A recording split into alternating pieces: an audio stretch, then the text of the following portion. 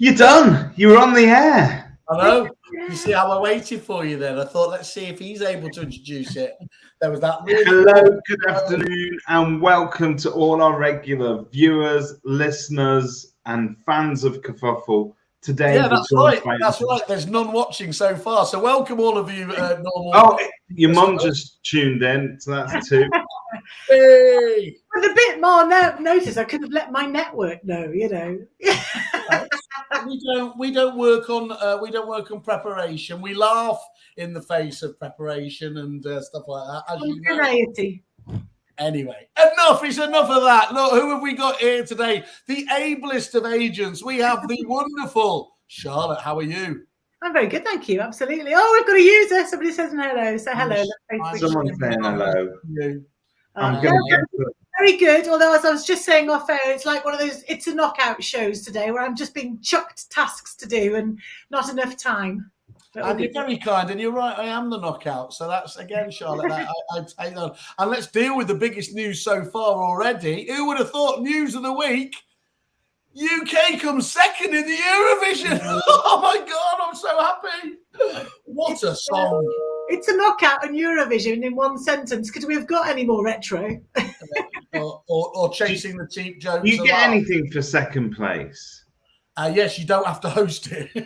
Okay, well that's good. Well done. Although I'm guessing Maripol or whatever, or Kiev, as they say politely these days, is not going to be hosting it next year, is it really? Oh, do you know what? I so hope they do. I hope that it's 2 fingers up, isn't it? And we will host it because everyone needs a bit of a good news story, don't they? Okay, Charlotte, if you're going to adopt the position of the really sensible person, then we're going to have to. Oh, I've just realised why we've got grass. Is this one of the things you were learning? I've been trying to figure out why you've got a grass background.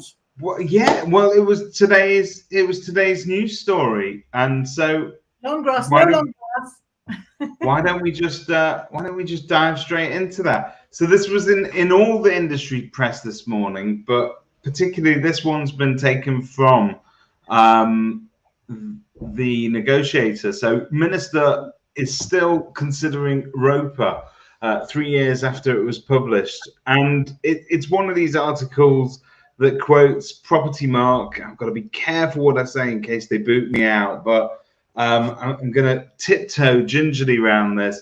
But Property Mark is hoping that the minister's relatively non-committal comments are a sign that ROPA is still alive, even though industry sentiment considers it, quote unquote, kicked into the long grass, which is why we've got grass today. Now it all makes sense. And I was doing so well reading that article, and I thought, okay, because we were all wondering where was ROPA in the Queen's speech, where, has it disappeared ever? I was, Charlotte, I worry about these things intensely.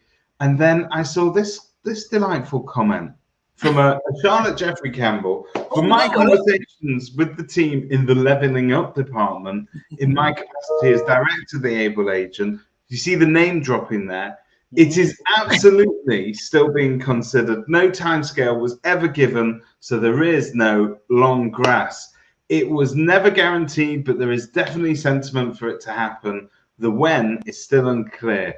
As it is primary legislation, they need resource to do it. Would I worry about it at the moment and do qualifications to tick this box? No. Would I consider qualifications that help my team gain legal knowledge and confidence, enabling them to spot and win more business at higher fees as part of a commercially driven training program in this market? Yes. I see what she's done there. Has to be the key focus. I see what you've done there, Charlotte. That is very clever. But at 6:40 in the morning as well. Did you notice that? I did notice 6:40 in the morning. So you got up today before anybody else and posted that comment on there, but you've actually had a conversation with the Levelling Up department. So we wanted to hear it from our roving reporter, Charlotte. Well, I do regularly because they're a great team. So for me, I like to keep up to date with all the legislation. So I know that behind the scenes, the team are working on the housing health and safety rating system and changes that are pending with that legislation. I have to keep up to date from my role as training, So whenever I've spoken to them, it's always been, we're busy, Ukraine, Brexit, pandemic. There's only so much resource that the department actually has. So they've got to get their ducks in a row. The rent reform bill is being processed at the moment. We still don't have timescales on that, as far as I'm aware. So they've got to prioritise. But we were never given a timescale. This was only a suggestion to government to look at. And back 3 years ago, when I was talking to the guys in the department then, it was always about, when do we put this to Parliament? They've got to write a white paper, it goes to Parliament, and then Parliament decide what to do. It hasn't gone to Parliament yet, as far as I'm aware. So they haven't really got anything to decide on formally, because it's still being looked at. See, David, this is what professionals are actually like. I keep telling you, this is, when we kind of bounce around and we don't do any actual work. Well, if we were government ministers, we'd be amazing, because I'd send you something. I would be the best MP. I've got to tell you. You'd send me back the same email that I sent you and said, Dave, I've not had a response from this yet, but it'd clearly be the email that I've written you. You'd be perfect as a government minister. So one thing I would say is they probably do need that department working at full capacity because of all the pop-ups that they're still making. But I think it's very difficult. Funny enough, my business partner's son, he works in the civil service on a completely different arena, but they work so hard, the teams. And in the time we've been doing ROPA, I've been dealing with, I think, 3 or 4 different contacts responsible for this in the department.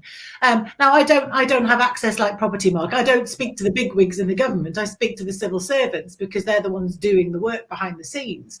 So they're a good way for us to keep up to date, But I think there is a huge appetite, and there's a huge sentiment for regulation in the industry.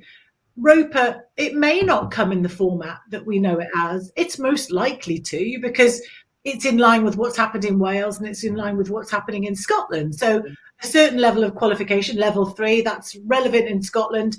It's not quite such a high level in Wales. So it stands to reason that similar will follow. They're not going to completely break the mold, I wouldn't have thought. But it does seem, we touched on Property Mark earlier, but it does seem that certain organisations are very much focused, if not obsessed, about ROPA and its significance. Whereas I think what you're saying is, reading between the lines on your comment there, was that look, you don't need ROPA to be in place to get yourself up to speed. You shouldn't just be jumping through hoops and ticking boxes in the hope that it somehow matches what's going to come ahead. We can't predict what's going to go ahead.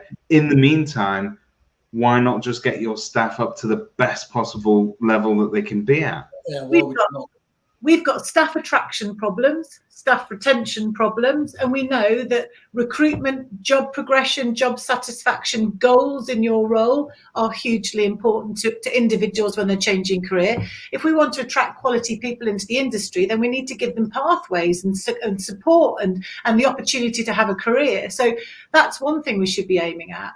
But we've got existing staff who get frustrated because they don't feel like they're progressing. And not everyone's goal is, a big fancy car or loads of cash. It might be letters after the name, or recognition for a job well done, or it might be qualification. So I think it's really important that every individual in our industry is given their opportunity to progress.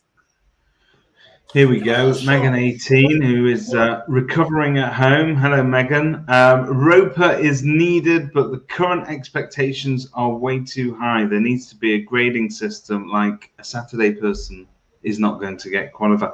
That's true, actually. It's not going to cover all the staff, is it? I might argue against that with the way we train at Able Agent, because I think the Saturday person is hugely important to spot business opportunities and be able to win business. So why would you not want your Saturday people, who could well be really busy, to have a level of knowledge and experience? So I think for me, because the way we've created our qualification, it's not just the law, it's sales skills, it's customer service, it's dealing with a tricky client, it's spotting business opportunities, it's cross-selling.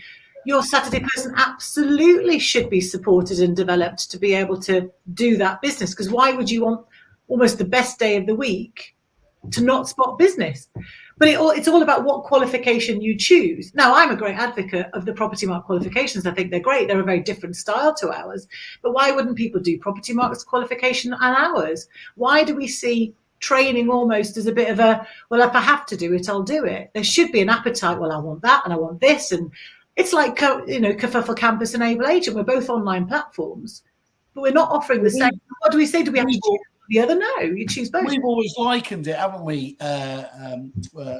Charlotte, where we've said, look, if you think about that, the main Able Agent is your Sky TV, your main, the main BBC, and then you have another one, don't you? Other people have more content. You can have a Netflix, can't you? As long as the price point works there. Why limit that capacity to learn and develop? It doesn't make sense, does it?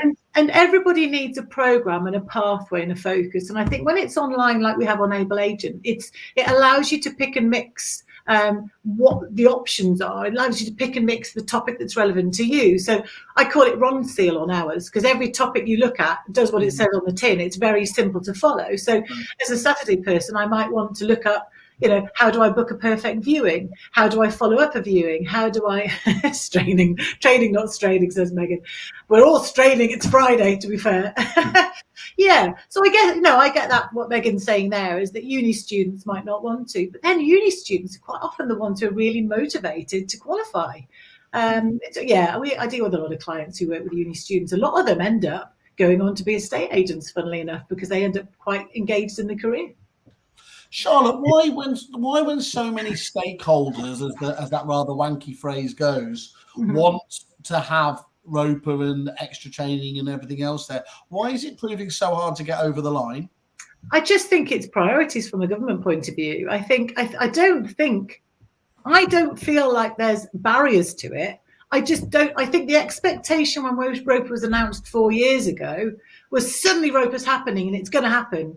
But that was never the point back then. It was always, this is something that should be looked at. This is something that should be discussed. It's a suggestion to the government. But suddenly we've gone off on this ROPA will happen. And I've always been very careful with my language because we don't know whether ROPA will happen. There's no time scale. So I always, when people say phrases like ROPA's not happening now, well, it was never happening in the first place. So I suppose it's just about perception, isn't it? Christian's saying, if legislation is effectively improved primarily how existing regulations are made more consumer friendly and are better enforced, ROPA may be largely redundant. It's interesting because if ROPA, he used the word enforce there, and as we know, so much around legislation in our industry is all down to whether or not it's enforced. So we've had trading standards, for instance, for the estate agency sector. They've got an unpalatable acronym that they have. Is it NT-SLAT or something? Yeah. Sneeze. Really catchy. But those guys, famously, they have been understaffed in the past, so they were not able to provide even very basic policing of a set system. So for argument's sake, if somebody was portal juggling, or if somebody was, falsely advertising something, or even saying that they were qualified as a certain, and they weren't. Who is running around enforcing that? The legislation is only as good as the infrastructure in place. You use the word resource. We know what we're talking about. We're talking about money and how important that is.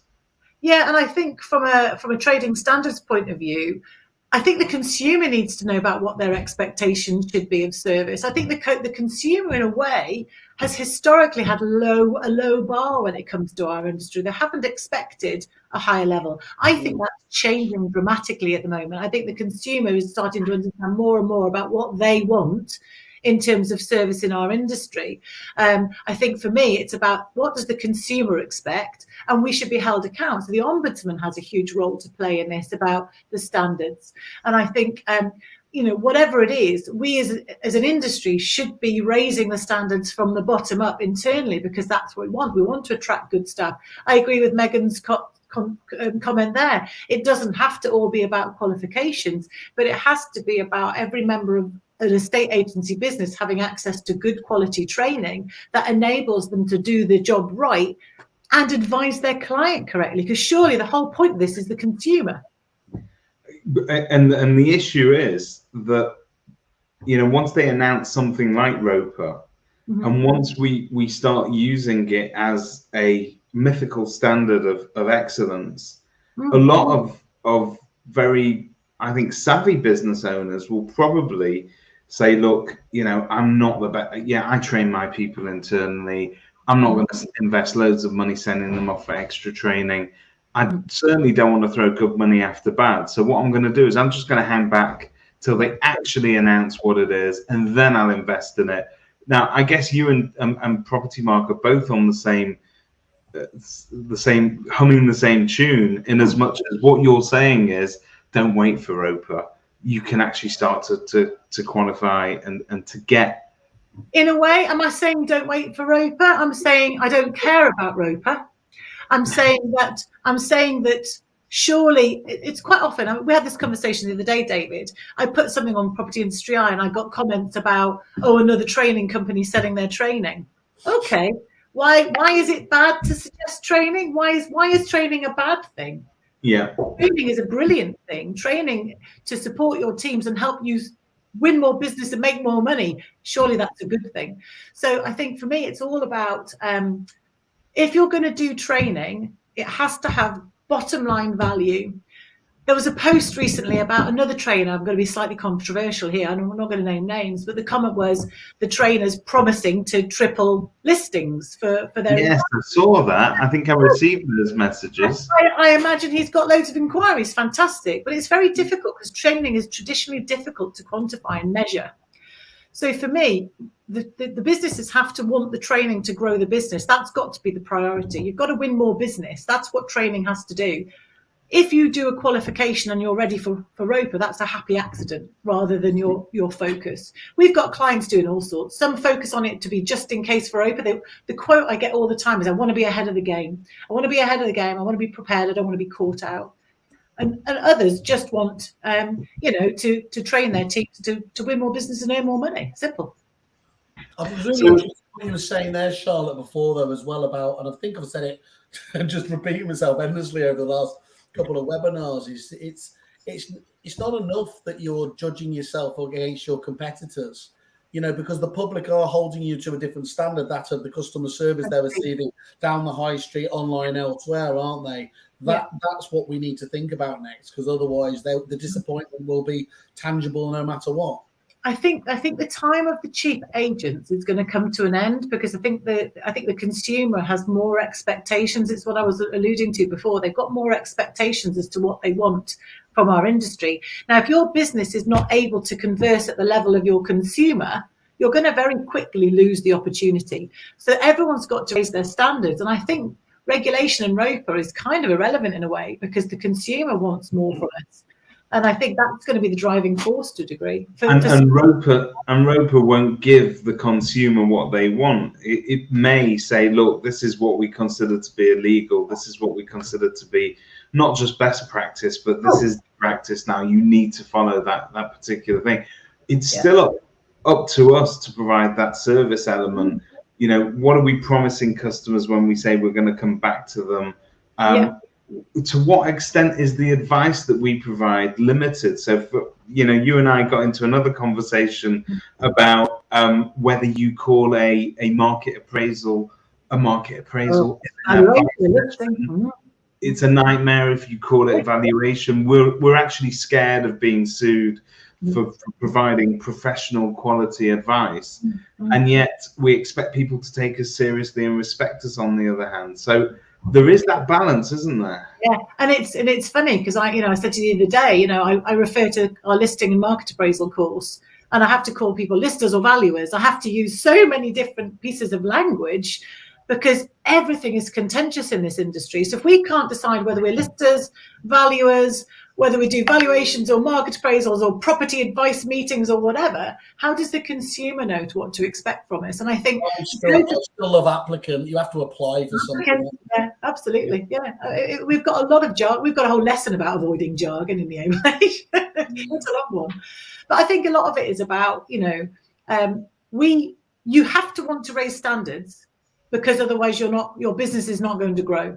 And I think it's as simple as that. So whether you train yourself, whether you're a small 2 or 3 branch agency and you manage it yourself, good on you, because that's hard work.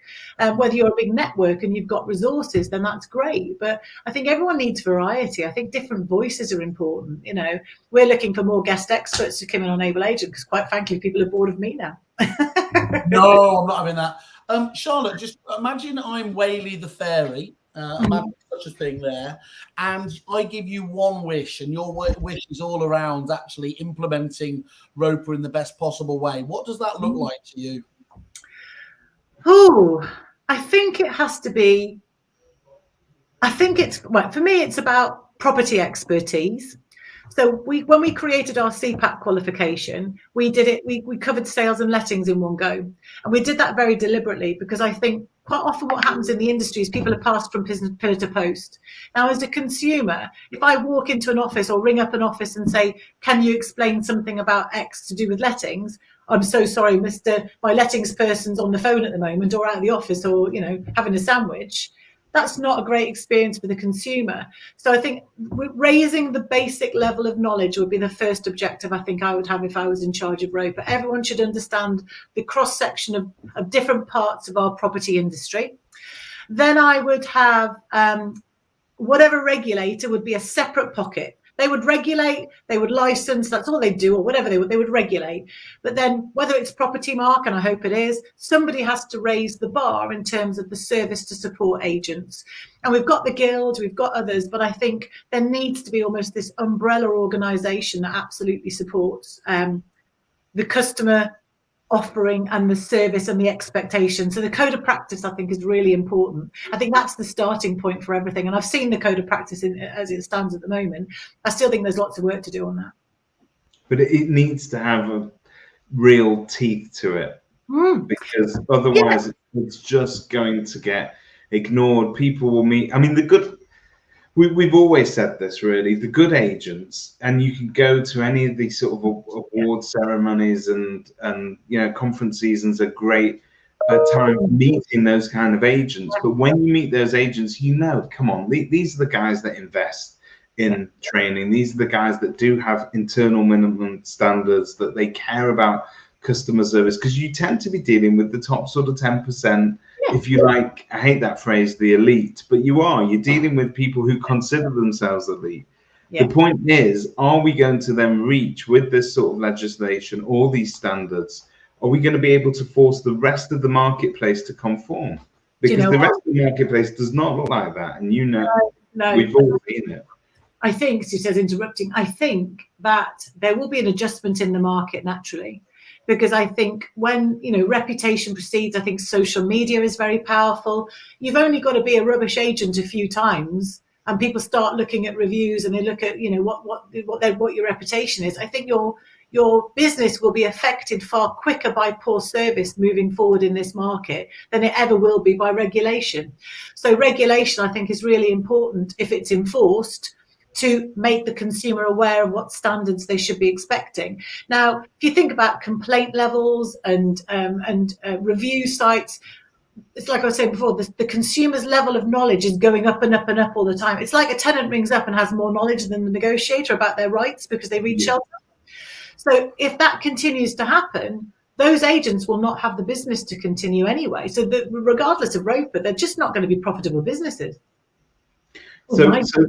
So looking into the future, if I'm a forward-thinking agent and I'm reading this stuff and I keep reading about ROPA and it's nagging, because at the end of the day, every agent doesn't feel they're doing quite enough training, or they're never really getting as far as they should do. So assuming I'm one of those guys and I think, maybe I should be doing something about this now, what would you advise me to do today? I think you speak to your team first, find out what they know, find out what they don't know, find out what learning they need. Because at the end of the day, it has to start with the individual. So how much do you know about what they know and what they don't know? How well do you look at what they're good at and what they're not good at? So at the end of the day, if you don't know what your team need, that's got to be your first step. And then you've got to think about training as the individual. So what does that individual person need? It's not a one size fits all. I think that's why online training is really going to come into its own. So I know that sessions with guys like Stephen Brown, Julian Adele are brilliant, and they're inspiring, and you come out. And when I do sessions, I know people come out motivated. I know that works. But it's that consistency, it's that something to refer back to. And I just think this online training, to give people access more regularly, will enable better results than perhaps one-off long days or sessions. Even the Zoom sessions have a difference nowadays, I think, to the traditional method of training. But there's still blended training's got to be the way forward. Yeah, I mean, no one's here saying that those face-to-face aren't massively important and everything else, but they are to a large degree one-hit wonders, aren't they, at a point in time to set the stall? Yeah, make those specialists. Get your basics done with your online content, whether you're looking on campus or whatever else, or Able Agent. But those face-to-faces, make them work for you. Make the people come out with real practical training solutions, real practical tools to use, because you've covered the core already. Those face-to-face sessions are about bringing the standards up rather than starting from a basic level. And quite often those face-to-face sessions are too basic. They cover too much to have impact. So the blend, I'm absolutely an advocate for blended approach. We've launched webinars on Able Agent now, so people can have face-to-face specific training, because we know you need interaction. And one day I would love to be able to have road shows and training sessions, because I think that would be absolutely phenomenal to be able to do that as well. Talking of training sessions. Yes, time. On that note, Simon, you were about to say something. I felt like I've cut you off in your prime. You have, but I think yours will be better than mine, so you go ahead. Talking of training sessions, Charlotte is going to, I'm very excited about this, but we are going to be doing a live training session. Yeah, this is good. On the 15th of June for all you, early morning bods who want to sort of start your day the Charlotte way. You don't have to get up at 6:40 a.m. to leave a comment on the negotiator there to do that. It's 9:30 on the 15th of June. We're going to be advertising it everywhere. It's open to everyone. How much is it? How much is it, David? I'll tell you, for you, I'm charging you double than I'm charging everybody else, and it's £0, sir. Still, my fee the same. Yes, you get to spend some more time. I'm pretty sure we would have sold this as a PR and brand awareness piece. So, but Charlotte, why don't you tell us what we might cover in that session? So it's in line with our new course that we do now, which is listing and market appraisal. So we've broken that course down into that module down into 3 courses. So the first bit is prospecting, and our view on prospecting is the conversation piece. It's not the marketing and how you get your funnels working. It's when you've got an inquiry, how well are you converting it? What conversation are you having? How are you adding value to that person who's considering? How are you demonstrating expertise? We'll do a brief overview of that. Then our second course is all about, our second part is preparing for the market appraisal. So, I've seen many valuers not bring out a comparable on a market appraisal. So again, why is that important? Why should we be doing a comparable? And ultimately, we're expecting the seller just to trust us because we think they should. So how do we prove what we're good at?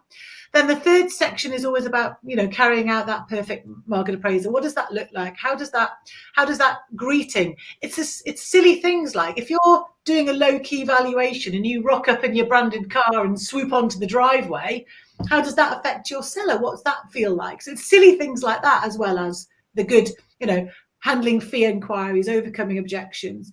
Then the last bit, we've got various little general list of skills. And what I might even do is give you access to our measuring practice video, which is all about how to measure a room.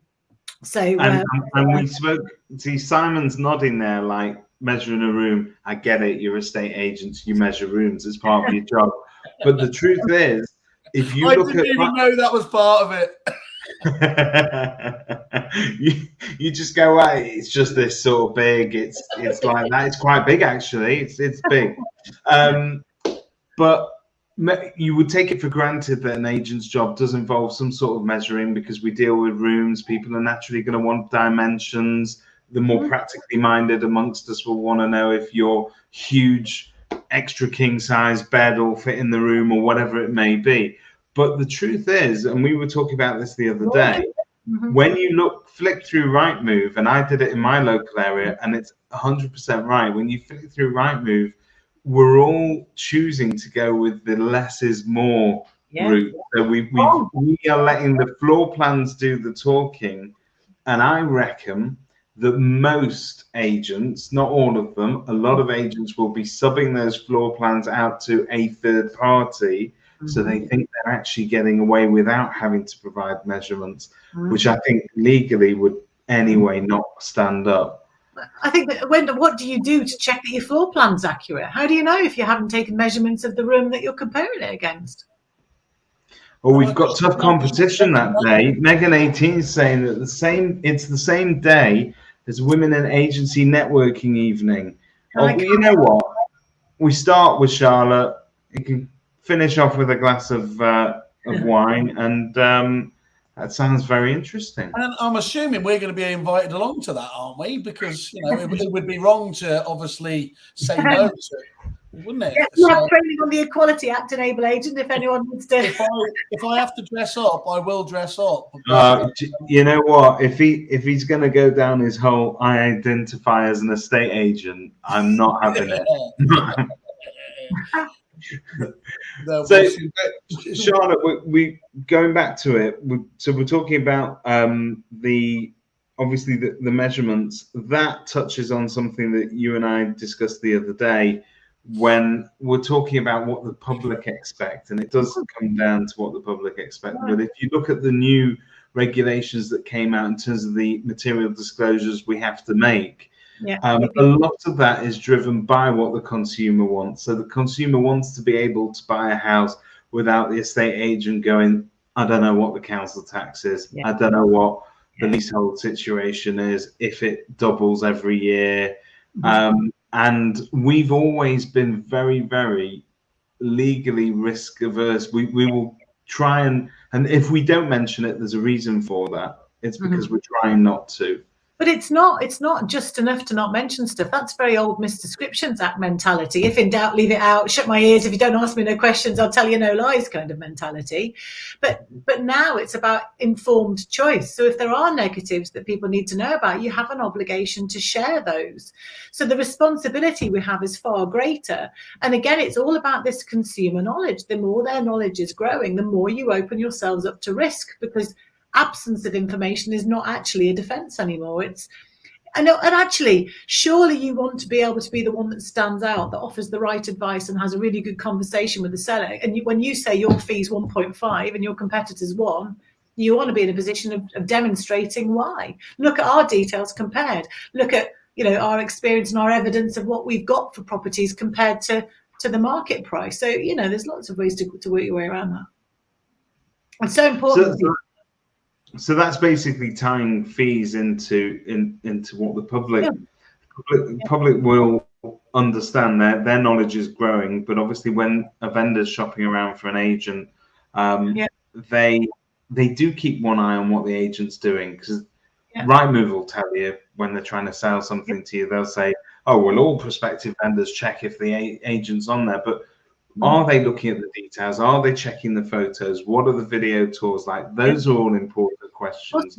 But are they providing in this extra detail as well? And I think it's about, actually, if you look at it objectively, what do you want to know if you're moving house? And I think the one thing I do on my training quite a lot is to say to agents, stop being transactional. Think about it from the customer's point of view and think, what would you want in their shoes? And it's a very age-old training phrase, but it's so important to think, what would you want in that situation? And I think, we've got I'm in the process of doing, so Property Mark have a property information questionnaire, which is a really useful document, but it's very complicated, and to leave a seller to fill that in on their own is quite tricky. And for an agent to sit down and fill it in with them takes time, so agents don't tend to help. So we're putting together a sort of a market appraisal form for agents to use that highlight the key points that are, usable, I suppose is the language. Everything we try and do in Able Agent is make things usable so that they can sit down and say, right, okay, so have you done any work to the property? What work have you done? Did you get your certificates when you got your loft done? I've noticed that you've got permit parking and tell me a bit about that. So, and those things, if you ask those questions, I think as a lister will make you stand out as an expert in selling their property. And is there a cutoff? And I appreciate I'm talking about an industry which tends to sort of now be, we've got a lot of young upcoming companies that are a bit more diverse, but traditionally it was always, what was the phrase that Mr. Whale used to use? Pale, stale, and male. Yeah. But when are we an industry, when we look at it, or is there a company out there that you feel that you've been in as a trainer and you think, I can't teach an old dog new tricks? They're just not going to get it. They don't want to change. They can't change. I think sometimes business owners are very set in their ways, if I'm going to be brutally honest and slightly controversial, because as in human nature, you kind of do things the way you've always done it. So I think, again, all the change of prop tech, some people are struggling with it. And even now with all the stuff that Kerfuffle does, there are still agents out there who just don't get what prop tech is. And I think part of the role of Kerfuffle and training is about educating on the benefits of these tools because they're so valuable. I chatted to Annalise at Flatfair this afternoon, because it's really interesting for me understanding a little bit about all the different tools. Now, how many agents fully understand what their offering is and what zero deposits are? So I think people are set in their ways, and I think anything that guides people and things has to be really clear, and the benefits of the business has to be absolutely obvious to them for them to understand it. But no, I mean, I'm from the Northeast, and there's a very strong female network of estate agents up here. I don't see this male-female dynamic, so male, stale, and whatever. I don't see it. It's not my experience of our industry. Luckily, male stale whale. It goes. It was one of my least successful Tinder profiles. Charlotte, can I just ask you just as a question though, thinking about it, I don't know whether you're able to even gauge it, I've done it, but do you think we are different as a nation, or my perception is, in fact, normal perception is, I know that we don't have the same appetite for training development that, let's say, the Aussies do. No, I disagree. Do you know what though? I disagree because I think, well, I'm going to take my ball and go home then. No, I disagree. But I would think it goes back to what I said at the beginning. I send all my team on an away day for a day, and it costs me $1,000, $2,000, whatever else it may be.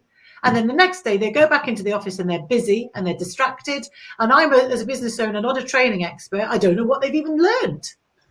So how do I implement that into results? I think historically, training in this industry has not been accessible. And that's the bit that we're really, really passionate about at Able Agent, that whether you're a new starter, you get a good support, whether you've been in the industry for a while and you need to kick up the bum, or you're in the industry and you're struggling because you're not hitting your targets. You need support, and that needs to be accessible. And I think as an industry, we've been poor at accessibility for training. That's my take on it. Are we saying affordable or accessible, or is there a link between the two? Accessible has to be, I do it when I need it, and I do it relevant to me. So that's why Able Agent works. If I want to know about the CPRs, I go on and I look at that. If I want to know how to overcome objections and handle a fee inquiry, I look at that. But if I go on a full training day, and even when I do them, I've got a million things to tick in the list to fit the brief of every single person in that room. So it doesn't always engage the person in that room with as much content as they could. Whereas if you can create what you want for you, then your training is more valuable and useful to you. And as well, I don't know about you. I don't know, what were you like at school, Whaley? Were you a studier? Were you a hard worker? Oh, I can guess. I was a bit of a dreamer.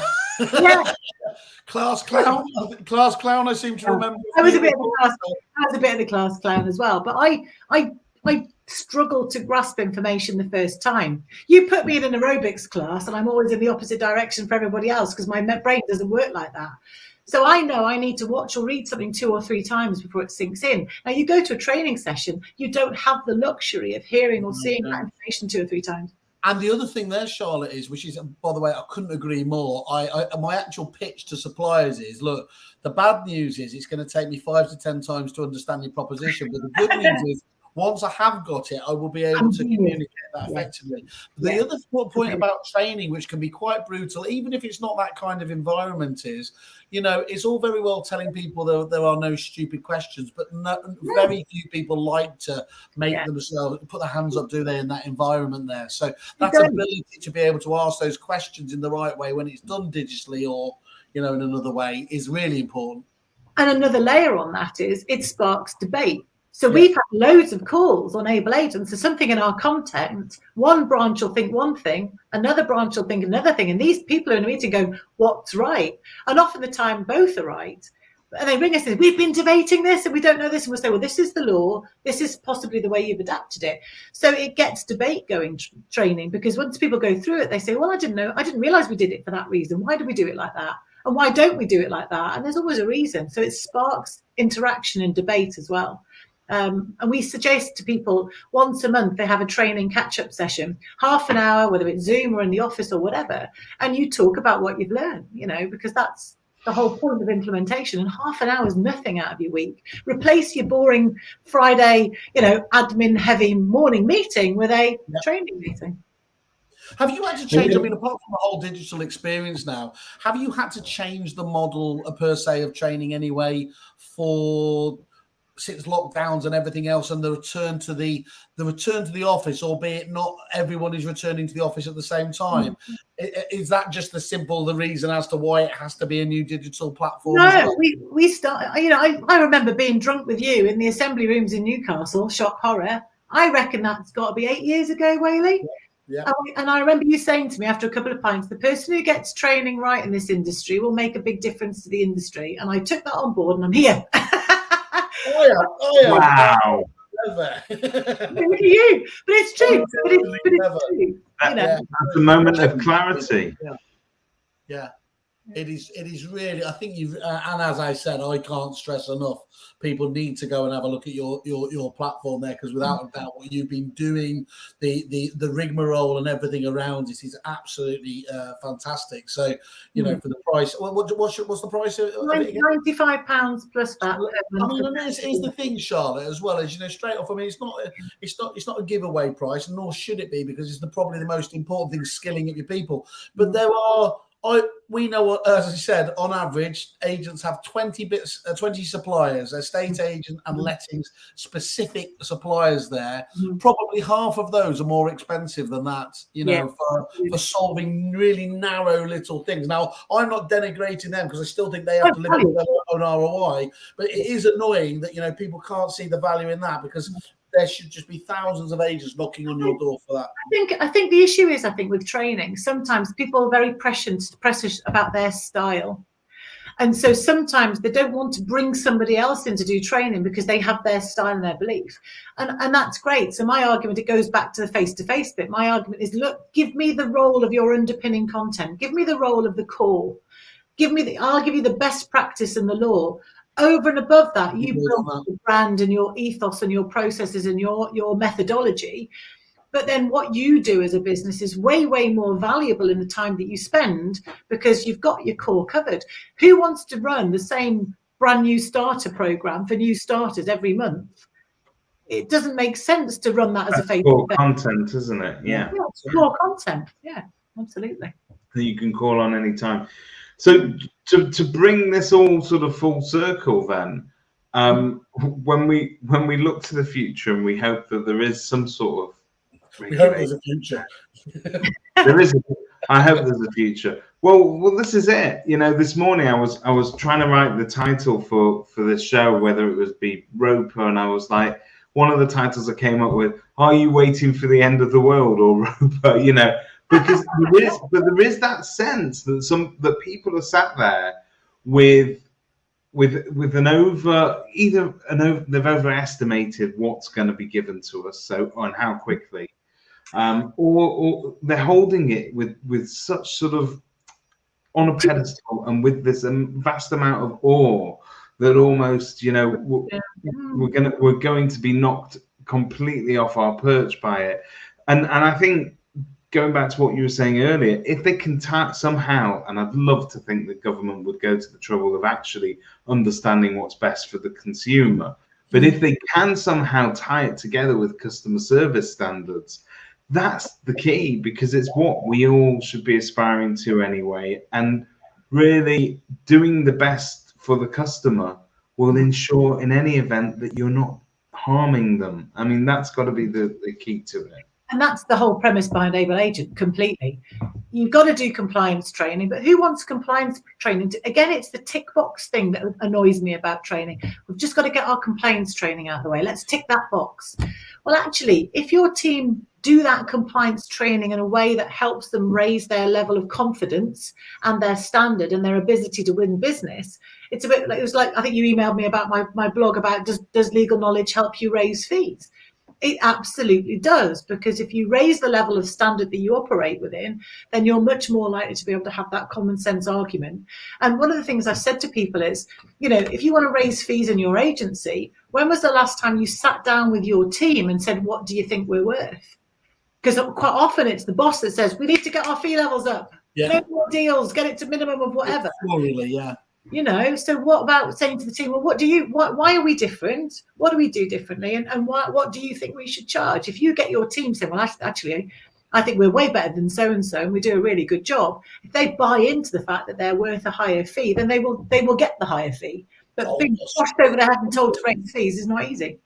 That's really good. Charlotte, just as a matter of interest, when agents, the owners of the businesses, are coming to you, what's the most popular modules or things that they are looking for help with? The most popular course at the moment, bizarrely, is our property law course. So just to show that the knowledge about what's an easement, what's a covenant, what is stamp duty, all those sort of technical pieces of knowledge that nobody trains in. So that's where people go to be. So they get their AML course, because everyone has to do that. Yeah. They get their how to handle an inquiry course, and they get that, and then they move on to the next stage. And then our handling vendor inquiries is very popular, because that's the core of all business. Yep. Then it's compliance is probably fourth or fifth. So there's a real mixture, but it always amazes me that property law, that general knowledge about what we do, that people, it's like the mysterious stuff, isn't it? Yeah. What is an easement? You know, I hear this magic language. Our property structure course we've filmed now, we're editing that. But it's like the mysterious, what is a wall tie? I've mentioned the phrase wall tie all through my career. What is that? We discussed this the other day. How on earth can you be a sales progressor? How on earth can you negotiate through a survey without knowing that basic terminology? Because otherwise, very often what will happen is Mr. and Mrs. Buyer will come into your office and go, I've got this report and it says I've got £17,000 of urgent works, and as an agent, if you're doing your job well, you'll be looking through this report and saying, look, these are we've all got our greens, our yellows, our reds, and we know which are the most important ones. But you need to be able to know to read that survey. Very often members of the public, so that is, you know, that will be buyers and it will be sellers. This is the first time they're reading a survey in 20 years. Now their solicitor's not going to sit down with them. No. You could be sure as hell the surveyor's never going to either. So who else, if not for the agent, is going to sit down and go, right, everybody calm down, this is what it means? And how many sales progression training courses do you see advertised anywhere? But none that will cover that legal aspect, the advertising. We do. Well, I was waiting for you to say that. Right, Chief. You can't walk into that one, David. I set them up, she knocks them home. That's what we do. That's what we do. But it is, though, isn't it? It's interesting. That's not something, but it's one that we get inquired about a lot. Do you do sales progression? And the same one was, do you do a lister course? And we hadn't, because we had to get our ducks in a row, get the basics right for everybody first, because you can't do our lister course really without doing the rest of the content, because, you know, you've got to know how to book the market appraisal in the first place. Thank you, Megan. But it is, you know, there aren't any. The sales progression courses, they don't really exist.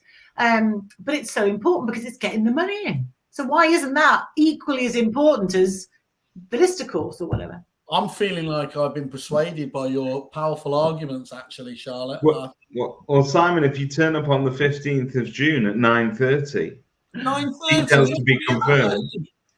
Jesus. Busy day that day. 9:30. I need to leave you plenty of time to get ready for the Women in Property wine mixer that you're going to that evening, Simon. So to get in there. On that beautiful note, I'd like to thank our guest Charlotte. You're welcome. It's and it's always great to sort of check in with you. But when you hear back from the Department of Levelling Up, will you let us know? Yeah, I do. I keep everybody updated if there's I write blogs. There's blogs on our website. So my last conversation was blogged up, and I talked about it. Yeah. You need to get us those blogs over as well. We'll happily share them out. They sound really important. They sound like they need to be read, boy. Yeah, we're getting guest expert blogs as well. So the reverse is true. It's always nice to have, other voices and other styles coming out. Sales progressors and property managers are the unsung heroes of this industry. So right, Megan. I think you meant prop tech there, Megan, but thank you for that anyway. But you know what? There's a correlation there, and I think this underlines everything we've just been saying.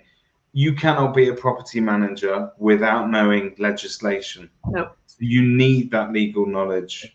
You cannot, therefore, be a sales progressor without knowing it either. It's not simple enough to be don't be a chaser. We often call them sales chasers. Yeah, no. If you're a chaser, all you're ever doing is hounding solicitors. And believe me, that doesn't feel like you're adding value. No. But it's interesting, isn't it? Because everything I do in Able Agent is based on my career. And, I went from being a sales negotiator to a lettings lister to a lettings area manager of 30-odd branches. And then I was promoted to run a property management department. Day one, lettings. And then day two, I was running a property management team. It was like, okay. And I had no clue. And actually at the back in then, I can't remember what year it was a while ago. I did my ALA qualification in the old guise, not the newer NFOP. And that gave me more confidence, but it didn't teach me all the process. It didn't teach me everything, and the qualifications have changed since then. So training has to be underlying knowledge and process and competency. That's why I think when you've got the access to, I'm going to plug you guys now as well, when you've got access to campus, there's all the different prop tech bits of ideas and training, but you've got this underpinning. That's what we should be hungry for in the industry, to gather that information. And you can never have enough. No, you can't. Well, as we've spoken about, Charlotte, haven't we? And this is the wonderful thing here. It's not like we're treading on each other's toes, because there's so many different areas for us to all look at and everything else. So, I think it's really, really good. And again, everyone should have a look, go to Able Agent directly, or have a look at their page on our obviously lovely pink website and see what people are saying about them, because it's absolutely necessary, core, essential supplier as far as I'm concerned. Oh, thank you. We're very proud of it. It should be, because building that content is, as you said yourself, as you look at what that body of work you've got in there now as well. As Mr. Wales accountant and legal advisor, can I just confirm that it was 8 years ago today that you two were together in Newcastle where he gave you the idea for your business? And I know probably the exact date. It was January 25th, because it's always a burn supper, although they haven't happened for a while. IP claim. That's the same night that I think I took a photo of you with two celery sticks up your nose. So yeah, it was a double-ended conversation. Yeah, okay. Yeah. That shows the eclectic brilliance of the man. He can go from starting amazing training businesses to ending up with vegetables in his orifices. And on that wonderful note, I'm going to wish all of you in property land a very merry weekend.